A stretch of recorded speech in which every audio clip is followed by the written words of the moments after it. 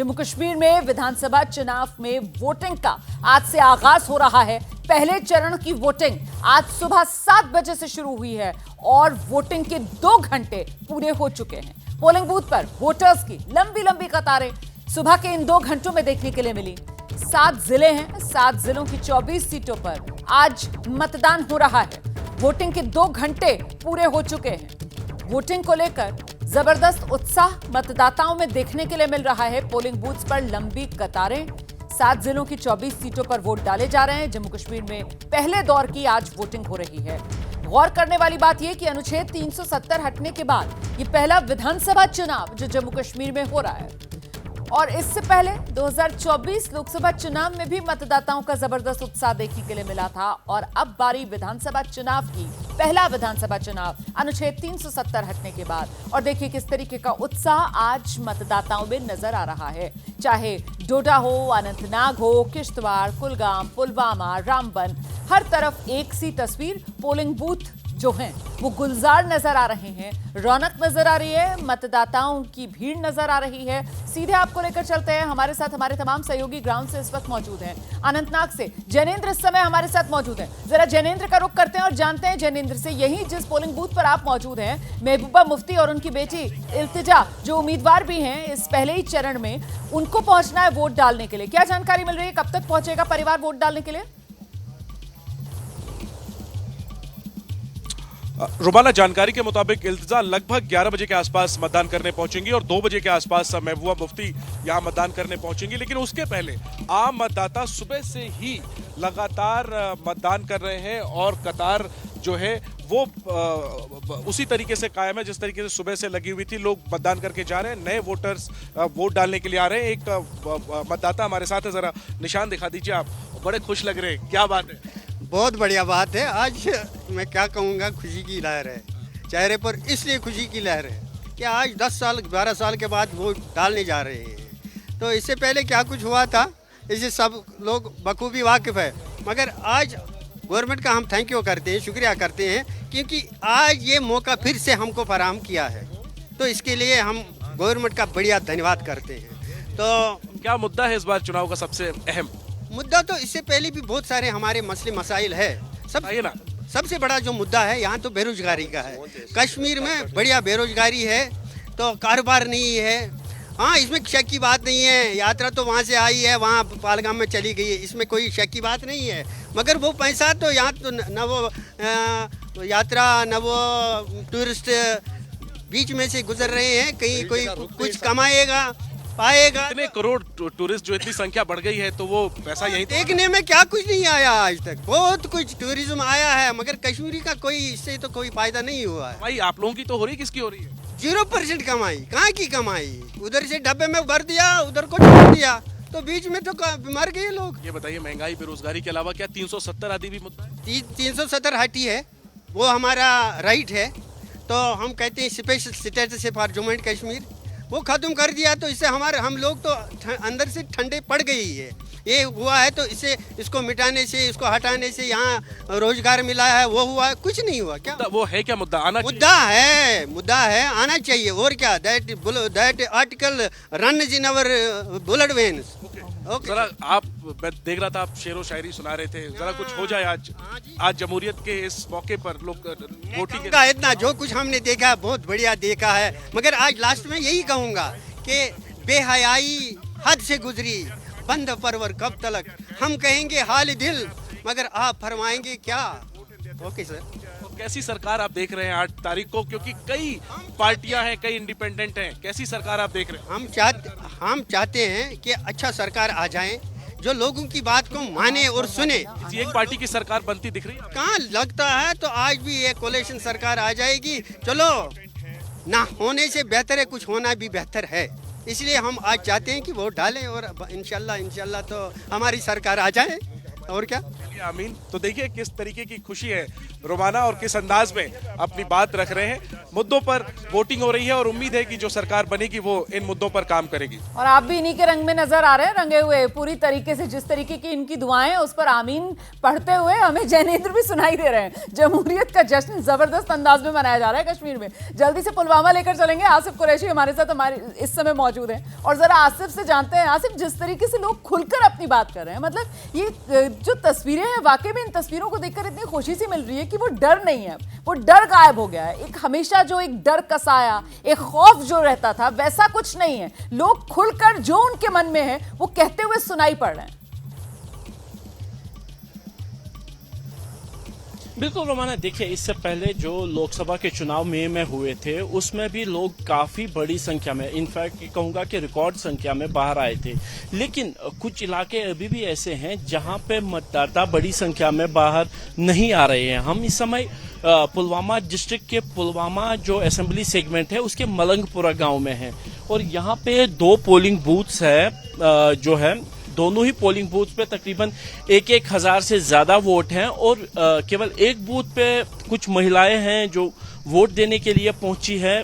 लेकिन यहाँ पे जो मतदान की रफ्तार है काफी धीमी है और इसके बाबत यहाँ पे जो लोगों से हमने बात की तो उनका ये कहना था कि इस इलाके में लोग चुनाव से अभी भी दूरी बनाए हुए हैं। हालांकि धीरे धीरे करके कुछ लोग चुनाव के लिए आ रहे हैं, वोटिंग के लिए आ रहे हैं और जिस तरीके का उत्साह जो ज्ञानेंद्र ने दिखाया कि बिजबिहारा में लोग दिखा रहे हैं, यहाँ पे वो दिख नहीं रहा है। यहाँ पे जो है सिर्फ महिलाएं फिलहाल लाइन में खड़ी हैं।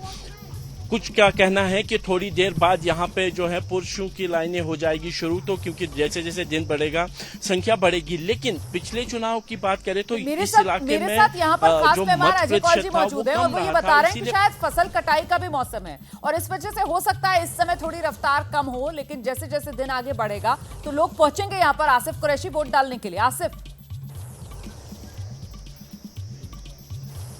बिल्कुल, देखिए सितंबर अक्टूबर का महीना है। सेब जो है सेब उतारने का काम चल रहा है। इस समय भी हम जिस इलाके से घूम रहे हैं ये सेब के लिए मशहूर है, तो इसीलिए माना यही जा रहा है कि सुबह सुबह जो है पुरुष जो है वो बागों में होंगे, तो हो सकता है कि यहाँ पे वोटिंग की पैटर्न जो है वो बदला जाए। लेकिन फिलहाल जो यहाँ पे लोगों की आपके पास आसिफ कुरैशी, देखिए हम तो यही एबीपी न्यूज की तरफ से अपील करेंगे कि अगर आपके इलाके में भी आज वोटिंग का दिन है तो वोट जरूर दीजिए, क्योंकि वोट आपका अधिकार भी है और आपकी जिम्मेदारी भी है। और इस बीच जम्मू कश्मीर की किश्तवाड़ सीट से पहली बार चुनाव लड़ रही हैं बीजेपी ने उम्मीदवार बनाया है। जम्मू रीजन में सियासत का सबसे युवा चेहरा है, नाम है शगुन परिहार। और महत्वपूर्ण इसलिए क्योंकि शगुन के परिवार से उनके पिता, उनके चाचा दोनों ही आतंकवादियों का शिकार हुए थे। आतंकवादियों ने उनकी हत्या कर दी थी। बीजेपी उम्मीदवार शगुन परिहार का कहना है ये चुनाव जम्मू कश्मीर में शांति और विकास के लिए, और साथ ही आतंकवाद के मुद्दे पर उन्होंने कहा कि आतंकवादी घटनाओं पर लगाम लगाना बेहद जरूरी, किसी भी परिवार को आतंकवाद का दंश न झेलना पड़े, इसीलिए वो राजनीति में आई हैं। सुनाते हैं आपको उन्हीं की खास बातचीत एबीपी न्यूज संवाददाता वरुण जैन से। किश्तवाड़ से बीजेपी प्रत्याशी शगुन परिहार इस वक्त हमारे साथ मौजूद है। शगुन परिहार के पिता और चाचा की 2018 में आतंकियों ने हत्या कर दी थी। शगुन जी, इस बार निजाम बदला है, आर्टिकल 370 भी हट गया है, किस तरीके की फाइट देखती हैं? क्योंकि नेशनल कॉन्फ्रेंस से भी सजाद अहमद किचलू आपके अपोजिट में खड़े हुए हैं, जो कि मिनिस्टर ऑफ स्टेट भी रह चुके हैं। जी, ये फ़ाइट तो है, ये जो मेरी और सजाद किचलू जी की नहीं है, ये फ़ाइट यहाँ की आवाम, यहाँ के गरीब जनमानस की, किश्तवाड़ के सभी लोगों की और एक ऐसे व्यक्तित्व की है जिन्होंने हमेशा किश्तवाड़ को डिस्टर्ब किया है। जी, आप खुद आतंकवाद का दंश झेल चुके हैं, आपके पिता और चाचा की भी हत्या हुई थी, लेकिन किचलू साहब का कहना है कि ये सिर्फ एक प्रोपेगेंडा बनाया जा रहा है, बेरोजगारी और इन सब चीज़ों की बात तो की नहीं जा रही है, और सबसे ज़्यादा आतंकवाद तो 2018 में था और बीजेपी के शासनकाल में रहा है। जी, किचलू साहब ये जो बातें कह रहे हैं ये उनके पार्टी मैनिफेस्टो में क्यों नहीं लिखा है? उनके पार्टी मैनिफेस्टो में ये लिखा हुआ है हम आतंकवादियों को छुड़ाएंगे, हम 370 को वापस लाएंगे, हम 35A को वापस लाएंगे। उनके पार्टी मैनिफेस्टो में रोजगार की कोई बात नहीं है, डेवलपमेंट की कोई बात नहीं है, टूरिज्म की कोई बात नहीं है, एम्प्लॉयमेंट की बात नहीं है, और हमारे ग्रामीण क्षेत्रों में रोड पहुँचाने की भी बात नहीं है। तो किचलू साहब ये जो भी बातें कर रहे हैं ये सिर्फ आम जनता को बेवकूफ़ बना रहे हैं, क्योंकि उनके पार्टी मैनिफेस्टो में साफ साफ सब कुछ लिखा हुआ है। साथ में किचलू साहब ने बस स्टैंड से धमकी दी है कि मैं 4 के बाद इनको दिखा दूंगा। तो वहाँ से उनकी मानसिकता का पता चलता है, उनकी क्रूरता का पता चलता है कि वो किस तरह के इंसान हैं। और रही बात इलेक्शन की, इलेक्शन लड़ना वो अब इस टाइम पे छोड़ चुके हैं। वो बस लोगों में नशा बांट रहे हैं और पैसा बांट रहे हैं, जिससे कि उनको लगता है कि यहाँ की वो गरीब आवाम को खरीद लेंगे। लेकिन किश्तवाड़ वीरों की भूमि है, वीरों की धरती है। यहाँ के वीरों ने अपने खून से किश्तवाड़ को सींचा है।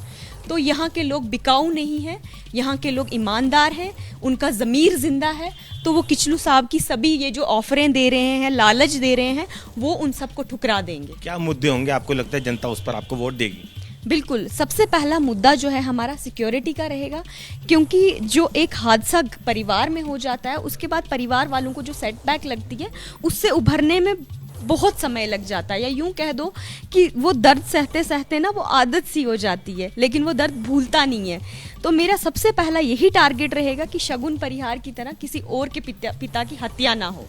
और साथ में हमारे डेवलपमेंटल इश्यूज भी हैं। मैं अपने दूर दराज ग्रामीण क्षेत्रों में पैदल चली हूँ और मैंने देखा है वहाँ पे रोड्स नहीं हैं, वहाँ पे स्कूल्स नहीं हैं, वहाँ पे कोई कंपनीज नहीं है, वहाँ पे हॉस्पिटल्स भी नहीं हैं।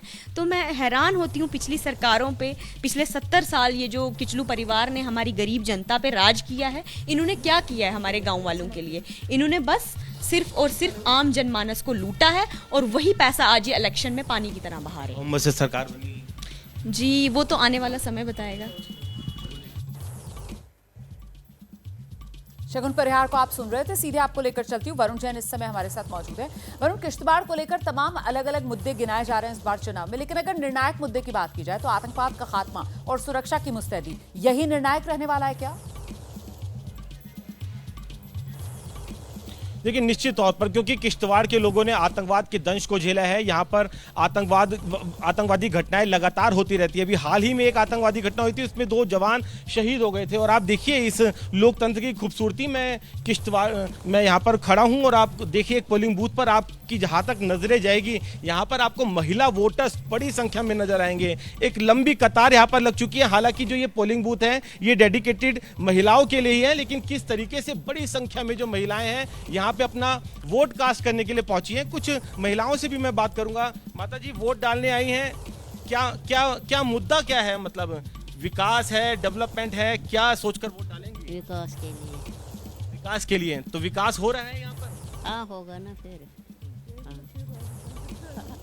आपसे जानना चाहूंगा, आप लोग बड़ी संख्या में यहाँ पे लोग भागीदारी कर रहे हैं, 10 साल बाद इलेक्शन हो रहे हैं, खुश हैं कि इतने लंबे समय बाद अब वोट डालने का मौका मिला? खुश है। शायद अब आगे भी थोड़ी तरक्की होगी। और क्या मुद्दे हैं अभी आपके मन में, क्या सोचकर वोट डाल रही हैं? कुछ नहीं, अच्छाई के लिए। और भी महिलाएं हैं यहाँ पर। देखिए, हर समुदाय से यहाँ पर महिलाएं अपना वोट कास्ट करने के लिए पहुंची हैं। माता जी, आपसे जानना चाहूंगा, क्या मुद्दे हैं जिसको चलते आप? बेरोजगारी है, 10 साल से हो गए हैं, बच्चे बेकार पड़े हैं, गवर्नमेंट नौकरी कहाँ मिलती है, उनको प्राइवेट नहीं लगाते हैं। जो इधर इतने प्रोजेक्ट लगे हैं, कहाँ लगे हैं हमारे बच्चे? जो भी जाते हैं वहाँ हम उनको निकाल देते हैं उधर से। ऊपर से स्मार्ट मीटर लगाते हैं। ये है क्या है, 10 साल से क्या इतनी महंगाई हो गई है। राशन 1-3 किलो देते हैं 10 खानेदारों को। क्या है ये? क्या इनका विकास? क्या इनका? कुछ नहीं है, सब कुछ गरीब बेचारे लुट गए। अब हम वोट दे रहे हैं, बदलाव आना चाहिए। बदलाव आना चाहिए, रोजगार बच्चों को मिलना चाहिए। देखिए, अपने मुद्दों को लेकर साफ तौर पर अपनी बात रखते हुए नजर आ रहे हैं। हम सीधे जरा आपको डोडा लेकर चलते हैं। हमारे सहयोगी अजय बाचलू भी इस समय मौजूद हैं। और अजय, आप जरा दर्शकों को ये बताइए कि कश्मीर और जम्मू रीजन दोनों के चुनावी मुद्दे जो हैं वो अलग अलग, या एक कॉमन थ्रेड भी यहां पर नजर आता है दोनों तरफ, जम्मू और कश्मीर रीजन में? अजय। देखिए रोमाना, जम्मू को और कश्मीर की अगर बात करें तो दोनों जगह मुद्दे अलग अलग हैं। कश्मीर में अलग मुद्दे हैं, जम्मू में अलग मुद्दे हैं। तो इन्हीं मुद्दों को लेकर जो है, देखिए, अगर जहां कश्मीर में 370 एक बड़ा मुद्दा है, वहीं जम्मू में हाल के दिनों में हुआ आतंकवाद एक बहुत बड़ा मुद्दा है। कॉमन मुद्दों की अगर बात करें तो दोनों जगह जो है अनएम्प्लॉयमेंट का कॉमन मुद्दा है। लेकिन इसी बीच मैं एक शख्स से रोमाना आपका तारुफ कराना चाह रहा हूँ। ये मजीद वानी साहब हैं, 2 टर्म के डोडा के एमएलए हैं, गुलाम नबी आज़ाद के खास सिपे सालार ये माने जा रहे हैं। इन्होंने समय निकाला है चुनाव के दिन एबीपी न्यूज़ से बात करने के लिए। वानी साहब, एबीपी न्यूज़ पर आपका स्वागत है। आपके पुराने साथी इंजीनियर रशीद कह रहे हैं कि इस बार किंग मेकर वो हैं, वो जहां चाहेंगे वहां सरकार बने। बहुत बहुत शुक्रिया आपका, लेकिन मैं आपको एक बात बताऊं कि हमेशा हिस्ट्री में, रियासत जम्मू कश्मीर में, बल्कि देश में, पूरे भारत में अगर कोई किंग मेकर रहा है तो वो हमारा कायद गुलाम नबी आज़ाद साहब रहे हैं। और ये याद रखना, आपकी यकीन से कह रहा हूँ कि इंशाल्लाह इस बार भी गुलाम नबी आज़ाद साहब का एक बहुत बड़ा रोल होगा, जो यहाँ की सरकार में या किंग मेकर के रोल में अदा करने के लिए रियासत जम्मू कश्मीर में बहुत बड़ा काम करेगा। मैं किसी के बारे में टिप्पणी नहीं करता, लेकिन इंजीनियर रशीद हमारे कुलीग रहे हैं, हमारे साथ असम्बली में रहे हैं, एक अच्छा इंसान है, एक अच्छा व्यक्ति है, एक अच्छी सोच है। लेकिन अब किंग मेकर कौन बनता है, ये रिजल्ट जब निकलेंगे उस वक्त पता लगेगा। हमारी दुआ है कि इंजीनियर रशीद साहब भी कामयाब हो जाएं और उनके लोग भी कामयाब हो जाएं। वो तो दावा कर बैठे हैं कि मेरे लिए सबके दरवाजे खुले हैं, मैं किंग मेकर। नहीं, दावा करना एक बात है और उस दावे को इम्प्लीमेंट करना या उसको मुकम्मल करना, इसको किसी जगह किसी लेवल पे उस पे चलना, ये बहुत सारा अंतर है, ये थोड़ा सा गैप है। अब ये है कि अगर अल्लाह ताला हम सबको कामयाबी दे, लेकिन हम सब जो लोग हैं वो लोगों के लिए काम करते हैं, बल्कि उनके अपने लिए कोई ऐसी चीज़ नहीं है, ना सोच होनी चाहिए हमको। वानी साहब, उन्हें तो जमात का भी समर्थन मिल गया, आप समझते हैं जमात कुछ करते? देखिए, जो जहाँ पे उनका क्या रणनीति है, उनके क्या इलेक्शन के अपने मसले मसाइल हैं, वो जानते हैं। मैं उस बारे में टिप्पणी नहीं करूँगा, लेकिन मैं यही कहूँगा रियासत जम्मू कश्मीर में जो भी सरकार बनेगी उसमें गुलाम नबी आज़ाद साहब का, मेरे लीडर का एक बहुत बड़ा रोल होगा, अच्छा रोल होगा। जो हम लोगों की हित के बारे में सोच के किसी सरकार का भी अगर हिस्सा बनेंगे तो वो लोगों के लिए बनेंगे, लेकिन उन पे कंडीशंस होंगी हमारी कि हमारे लोगों के क्या क्या काम है, जो वो काम होने चाहिए ज़मीन पे, जबान से नहीं।